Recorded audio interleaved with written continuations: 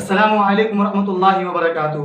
دوستو بتلائیے کہ انبیاء سابقین جن کی زبانیں عربی کے علاوہ ہوتی تھیں ان کے پاس وحی کی زبان میں نازل ہوتی تھی۔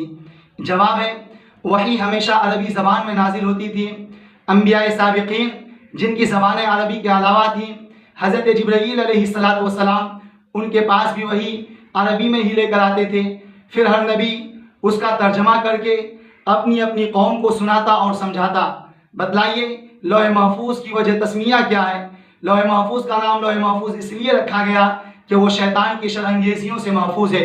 بتلائیے لوح محفوظ کس چیز کی بنی ہوئی ہے اور کہاں پر ہے؟ حضرت ابن عباس رضی اللہ عنہما نے فرمایا کہ اللہ نے لوح محفوظ کو سفید موتی سے بنایا اور وہ 7ویں آسمان کے اوپر معلق ہے۔ بتلائیے قلم سب سے پہلے کیا لکھا؟